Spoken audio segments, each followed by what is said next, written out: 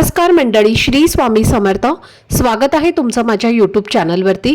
आजचा दिवस तुम्हा सर्वांना खूप छान सुखाचा समाधानाचा जाऊ देत हीच मी स्वामींच्या चरणी प्रार्थना करते आणि आजच्या या नवीन व्हिडिओला सुरुवात करते. पण त्या अगोदर तुम्ही माझ्या चॅनलवरती जर नवीन असाल तर चॅनलला पण लगेच सबस्क्राईब करा आणि कमेंटमध्ये श्री स्वामी समर्थ लिहायला अजिबात विसरू. उद्या 19 मार्च गुरुवारचा दिवस आहे आणि या दिवशी आपण गुढीपाडव्याचा पवित्र सण साजरा करणार आहोत, जो आपल्या मराठी संस्कृतीत आणि हिंदू धर्मात अत्यंत महत्त्वाचा मानला जातो. कारण हा दिवस म्हणजेच नवीन वर्षाची सुरुवात असते. चैत्र शुद्ध प्रतिपदेला येणारा हा सण आपल्या आयुष्यात नवीन ऊर्जा, नवीन आशा आणि नवीन सुरुवाती घेऊन येतो. पुराणानुसार असं मानलं जातं की याच दिवशी ब्रह्मदेवाने सृष्टीची निर्मिती केली आणि म्हणून या दिवसाला सृष्टी दिन असंही म्हटलं जातं. आणि रामायणातील कथेनुसार जेव्हा प्रभू रामचंद्रांनी रावणाचा पराभव करून 14 वर्षाचा वनवास संपवून अयोध्येमध्ये परत आगमन केलं, तेव्हा त्यांच्या स्वागतासाठी संपूर्ण अयोध्येने गुढ्या उभारून आनंद साजरा केला. आणि त्या विजयाच्या आठवणी म्हणून आजही आपण गुढी उभारतो. गुढीपाडवा हा फक्त एक सण नाही, तर तो 3.5 मुहूर्तांपैकी एक अत्यंत शुभ आणि पूर्ण मुहूर्त मानला जातो. म्हणजे या दिवशी कोणतंही नवीन काम सुरू करायला, व्यवसाय सुरू करायला किंवा काही खरेदी करायला वेगळा मुहूर्त पाहण्याची गरज नसते, कारण संपूर्ण दिवसच अत्यंत पवित्र आणि शुभ मानला जातो. या दिवशी घराबाहेर गुढी उभारली जाते, जी विजय, समृद्धी आणि यशाचं प्रतीक मानली जाते. आणि हा सण म्हणजे वाईटावर चांगल्याचा विजय साजरा करण्याचा दिवस आहे. त्यामुळे या दिवशी केलेले चांगले विचार, चांगली कामं आणि काही विशेष उपाय यांना विशेष महत्त्व असतं आणि त्याचं फळही नक्की मिळतं असं म्हटलं जातं. आणि म्हणूनच आजच्या या व्हिडिओमध्ये मी तुम्हाला एक अतिशय सोपा आणि प्रभावी असा उपाय सांगणार आहे, जो तुम्ही उद्या गुढीपाडव्याच्या दिवशी सकाळी करायचा आहे. आणि हा उपाय योग्य पद्धतीने केल्यास तुमच्या घरात सुख, समृद्धी आणि प्रगती वाढण्यास मदत होऊ शकते. घरातील आर्थिक अडचणी कमी होण्यास हातभार लागू शकतो आणि सकारात्मक ऊर्जा वाढू शकते. आता हा उपाय नेमका काय आहे, कोणती वस्तू उंबरठ्याच्या बाहेर घराच्या ठेवायची आहे आणि तो कोणत्या वेळेत करायचा आहे, याबद्दलची संपूर्ण माहिती आजच्या व्हिडिओमध्ये मी तुम्हाला पुढे सांगणार आहे. त्यामुळे व्हिडिओ हा स्किप न करता शेवटपर्यंत नक्की पहा, जेणेकरून तुमच्यापर्यंत योग्य ती माहिती पोहोचेल. आणि तुम्ही माझ्या चॅनलवरती जर नवीन असाल तर चॅनलला पण लगेच सबस्क्राईब करा आणि बेल आयकॉनला पण प्रेस करा, म्हणजे मी जेव्हा कधीही नवीन व्हिडिओज अपलोड करेन त्याचं नोटिफिकेशन सर्वात आधी तुम्हाला मिळेल आणि तुमचा एकही व्हिडिओ हा मिस होणार नाही. तसेच हाय बटनवर सुद्धा क्लिक करा. तर आजच्या या व्हिडिओमध्ये मी तुम्हाला एक अतिशय सोपा आणि प्रभावी असा उपाय सांगणार आहे, जो तुम्ही उद्या गुरुवारी गुढीपाडव्याच्या शुभ दिवशी करायचा आहे. कारण गुढीपाडवा हा फक्त सण नसून तो नकारात्मकतेवर विजय मिळवण्याचा, नवीन सुरुवात करण्याचा आणि आयुष्यात चैतन्य आणण्याचा दिवस मानला जातो. आणि म्हणूनच या दिवशी केलेले छोटे छोटे उपाय सुद्धा आपल्या आयुष्यात मोठा सकारात्मक बदल घडवू शकतात. हा उपाय आपण फक्त वर्षातनं एकदाच करू शकतो आणि तो म्हणजे गुढीपाडव्याच्या दिवशी. कारण हा दिवस 3.5 शुभ मुहूर्तांपैकी एक पूर्ण मुहूर्त मानला जातो.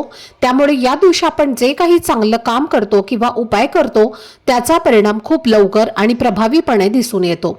म्हणून आपल्या घराची भरभराट व्हावी, कुटुंबाची प्रगती व्हावी आणि लक्ष्मीची कृपा कायम राहावी, यासाठी हा उपाय विशेष मानला जातो. ज्या घरातील स्त्री गुढीपाडव्याच्या दिवशी श्रद्धेने आणि मनापासून हा उपाय करते, त्या घरात माता लक्ष्मीचा कायम वास राहतो. कारण हा दिवस माता लक्ष्मीला समर्पित मानला जातो आणि धन समृद्धी मिळवण्यासाठी, सुख मिळवण्यासाठी हा दिवस खूप महत्त्वाचा असतो. त्यामुळे जर आपण योग्य पद्धतीने हा उपाय केला तर आपल्या घरातील अडचणी, संकट आणि दारिद्र्य हळूहळू कमी होऊ शकतं. जर तुमच्या घरात पैसा येतो पण टिकत नाही किंवा सतत काही ना काही खर्च तुमच्या घरामध्ये होत राहतो, तर याचा अर्थ असा असतो की लक्ष्मीची कृपा आहे पण स्थिरता नाही. आणि म्हणूनच लक्ष्मी स्थिर राहावी यासाठी हा उपाय खूप उपयुक्त मानला जातो. पण इथे एक महत्त्वाची गोष्ट लक्षात घ्या की लक्ष्मी म्हणजे फक्त पैसा नाही, तर घरातील सुख, शांती, प्रेम, एकोपा आणि आनंद हे सुद्धा तितकंच महत्त्वाचं आहे. ज्या घरात सकारात्मक वातावरण असतं, जिथे कुटुंबात प्रेम आणि शांतता असते, तिथेच खऱ्या अर्थाने लक्ष्मी नांदते. आणि म्हणूनच हा उपाय केल्याने फक्त आर्थिकच नव्हे तर मानसिक आणि कौटुंबिक वातावरणातही चांगला बदल दिसू शकतो. घरातील वादविवाद कमी होतात, तणाव कमी होतो आणि एक प्रकारची शांत आणि आनंदी ऊर्जा निर्माण होते. म्हणूनच उद्या हा उपाय नक्की करा. कारण काही दिवसांचं महत्त्व खूप खास असतं आणि गुढीपाडव्याच्या दिवशी केलेले उपाय हे कधीही वाया जात नाहीत असं मानलं जातं. उलट ते आपल्या आयुष्यामध्ये हळूहळू सकारात्मक बदल घडवतात आणि प्रगतीचे मार्ग खुले करतात. आता हा उपाय नेमका कधी करायचा तर पहा, उद्या सकाळी 12 वाजण्याच्या आधी तुम्हाला हा उपाय पूर्ण करायचा आहे आणि शक्य असेल तर सकाळी 7 वाजल्यानंतर लवकरात लवकर केला तर अधिक चांगलं मानलं जातं. यासाठी तुम्ही सकाळी लवकर उठून स्वच्छ आंघोळ करताना पाण्यामध्ये 2 कडुनिंबाची पानं, थोडीशी हळद आणि थोडंसं लाल चंदन टाका आणि त्या पाण्याने स्नान करा. कारण त्यामुळे शरीर, मन आणि आत्मा शुद्ध आणि प्रसन्न होतो. त्यानंतर स्वच्छ आणि नीटनेटके कपडे घालून सर्वप्रथम देवघरामध्ये देवांची मनापासून पूजा करा आणि मग तुम्हाला हवं असेल तर आधी गुढी उभारू शकता किंवा आधी घराच्या उंबरठ्यावरती तुम्ही हा उपाय करून नंतर गुढी उभारली तरीही चालेल. आता हा उपाय करण्यासाठी सर्वप्रथम आपल्याला काय करायचं आहे तर एका तांब्याच्या भांड्यामध्ये थोडंसं पाणी घ्यायचं आहे. त्या पाण्यामध्ये तुम्हाला गोमूत्र आणि थोडीशी हळद टाकायची आहे आणि हे पाणी व्यवस्थित मिक्स करून घ्यायचं आहे. आणि हे जे पाणी आहे तर ते आपल्याला सर्वप्रथम आपल्या घराच्या मुख्य प्रवेशद्वाराच्या उंबरठ्यावर शिंपडायचं आहे. उंबरठ्याच्या बाहेर सुद्धा शिंपडायचं आहे, मुख्य प्रवेशद्वारावरती सुद्धा शिंपडायचं आहे आणि एक स्वच्छ कपडा घेऊन ते तुम्हाला पुसून काढायचं आहे. त्यानंतर पहा, योगायोगाने गुढीपाडवा हा गुरुवारी आलेला आहे आणि आपण प्रत्येक गुरुवारी उंबरठ्यावरती हळदीचं लेपन करत असतो आणि म्हणून आपल्याला एका वाटीमध्ये थोडीशी हळद घ्यायची आहे. हळदीमध्ये पाणी टाकायचं आहे. गंगाजल असेल तर ते टाका, गोमूत्र असेल तर ते टाका आणि गुलाबजल असेल तर ते सुद्धा तुम्ही टाकू शकता. आणि त्यानंतर त्याची पेस्ट करून तुम्हाला उंबरठ्यावरती हळदीचं लेपन करून घ्यायचं आहे. हळदीचं लेपन करून झाल्यानंतर तुम्हाला सर्वप्रथम आपल्या मुख्य प्रवेशद्वारावरती एक दिवा प्रज्वलित करायचा आहे. तो कसा तर मातीची पणती घ्या, त्यामध्ये शुद्ध गाईचं तूप घालायचं आहे. तर पहा, तुम्ही 99% प्रयत्न करा की या दिव्यामध्ये तुम्हाला तूपच घालायचं आहे. या दिवशी तुपाचं खूप मोठं धार्मिक महत्त्व आहे. जर तुम्ही गुढीपाडव्याच्या दिवशी सोनं चांदी खरेदी नाही केलं तरीही चालेल, पण प्रत्येकाने थोडंसं तूप जे आहे तर ते आवर्जून खरेदी करायचं आहे आणि तूप गाईचंच असायला हवं. ज्या घरामध्ये या दिवशी तूप खरेदी केलं जातं त्या घरात वर्षभर माता लक्ष्मी अखंड वास करते. म्हणून या दिवशी थोडंसं तूप खरेदी करायचं आहे आणि त्याचा दिवा आपल्या देवघरामध्ये माता लक्ष्मी समोर लावायचा आहे.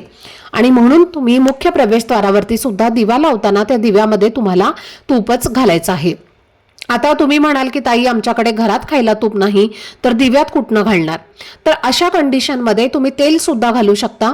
त्यानंतर हा दिवा तुम्हाला तुमचा प्रज्वलित करायचा आहे. दिव्याला हळदी कुंकू अक्षदा अर्पण करायचं आहे, फूल अर्पण करायचं आहे आणि एका प्लेटमध्ये तुम्हाला थोडेसे तांदूळ ठेवायचे आहेत आणि तांदळावरती हा दिवा ठेवून तुम्हाला मुख्य प्रवेशद्वारावरती ठेवायचा आहे.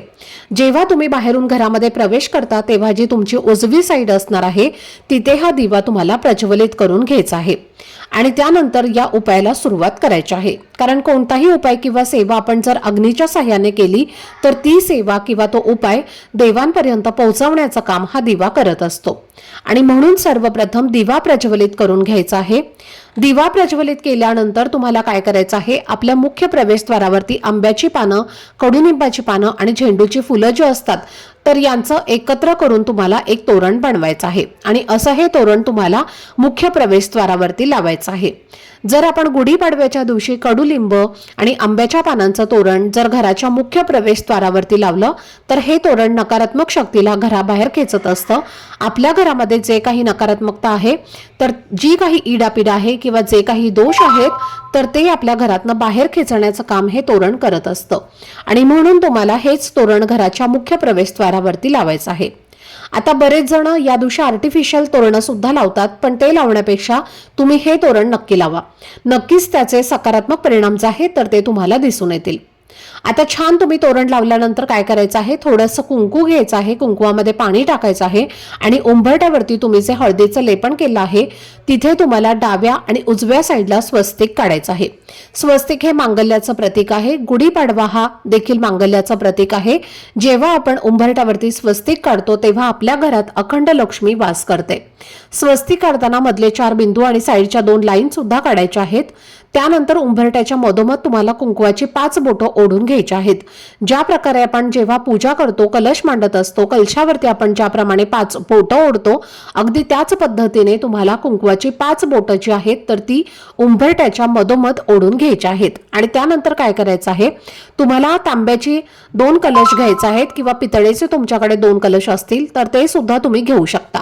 त्यामध्ये स्वच्छ पिण्याचं पाणी भरायचं आहे आणि त्या पाण्यामध्ये तुम्हाला हळद कुंकू टाकायचं आहे आणि एक एक झेंडूचं फूल जे आहे तर ते सुद्धा तुम्हाला या पाण्यामध्ये टाकायचं आहे।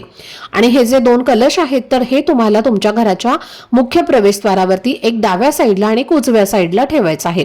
कुठे ठेवायचं आहे तर बाहेरच्या साईडनं ठेवला तर अतिशय उत्तम, जर शक्य नसेल तर आतल्या साईडनं ठेवले तरी सुद्धा चालतील। ज्योतिषशास्त्रानुसार असं म्हटलं जातं की आपण गुढीपाडव्याच्या दिवशी सकाळी मुख्य प्रवेशद्वारावरती असे 2 कलश भरून ठेवले तर घरातील नकारात्मक ऊर्जा नष्ट होते आणि आपल्याला कधीही पैशांची कमतरताही जाणवत नाही, अशी धार्मिक मान्यता आहे। आणि म्हणून असे 2 कलश जे आहेत तर ते तुम्हाला तिथे भरून ठेवायचे आहेत। त्यानंतर मुख्य प्रवेशद्वारावरती आपल्याला रांगोळी सुद्धा काढायची आहे। शक्य असेल तर गुढीची रांगोळी काढा, ते शक्य नसेल तर जी रांगोळी तुम्हाला येते ती रांगोळी तुम्हाला घराच्या मुख्य प्रवेशद्वारावरती काढायची आहे। रांगोळी मुख्य प्रवेशद्वारावरती काढल्याने आपल्या घराबाहेर जी काही नकारात्मकता आहे किंवा जे काही दोष आहेत तर ते नाहीसे होतात। आपल्या घरात सुख, शांती, समृद्धी येते, म्हणून रांगोळी सुद्धा तुम्हाला काढायची आहे। आता ही सगळी पूजा करून झाल्यानंतर तुम्हाला काय करायचं आहे, उंबरट्याला हळद कुंकू, अक्षदा, फुलं वाहून घ्यायची आहेत आणि पूजा करायची आहे। धूपदीप अगरबत्ती तुम्हाला ओवाळून घ्यायची आहे आणि त्यानंतर तुम्हाला मुख्य प्रवेशद्वारावरती सुद्धा कुंकवाने एक स्वस्तिक काढायचं आहे। हे स्वस्तिक काढल्यानंतर तुम्हाला त्या स्वस्तिकाच्या खाली कुंकवाने ओम विष्णवे नमः हा मंत्र लिहायचा आहे आणि हा प्रभू श्रीरामांचाच म्हणजेच भगवान श्री हरी विष्णूंचा सुद्धा अतिशय प्रभावी असा मंत्र आहे। जेव्हा तुम्ही हा मंत्र घराच्या मुख्य प्रवेशद्वारावरती लिहिता तेव्हा तुमची संपूर्ण वास्तू ही पवित्र होते, कारण घराचा मुख्य दरवाजा हे आपल्या घराचं सर्वस्व असतं। तिथून सकारात्मक ऊर्जा, नकारात्मक ऊर्जा, लक्ष्मी, अलक्ष्मी येत असते। आणि जेव्हा तुम्ही असा हा प्रभावी मंत्र मुख्य प्रवेशद्वारावरती लिहिता तेव्हा तुमच्या घरातील वास्तू जी आहे तर ती शांत होते, घरातील सर्व वास्तुदोष जे आहेत तर ते नाहीसे होतात। म्हणून हा एक मंत्र जो आहे तर तो तुम्हाला आवर्जून लिहायचा आहे। तसेच या मंत्राचा या गुढीपाडव्याच्या दिवशी जास्तीत जास्त जप करा। आता हे जे कलश तुम्ही भरून ठेवलेले आहेत तर त्यातील पाणी नंतर काय करायचं तर ते पाणी तुम्ही सायंकाळी जेव्हा गुढी उतरवणार आहे प्रदोष काळामध्ये तेव्हा ते तुम्हाला कलश उचलून घ्यायचे आहेत आणि त्यामध्ये जे पाणी असणार आहे तर ते तुळस सोडून तुम्ही इतर कोणत्याही झाडाला घालू शकता आणि कलश जो आहे तर तो स्वच्छ करून पुन्हा वापरायला घेऊ शकता। जो दिवा तुम्ही लावलेला आहे तर त्या दिव्यामध्ये तुम्हाला पुन्हा संध्याकाळी तूप घालायचं आहे आणि पुन्हा संध्याकाळी तो दिवा आपल्या घराच्या मुख्य प्रवेशद्वारावरती प्रज्वलित करायचा आहे।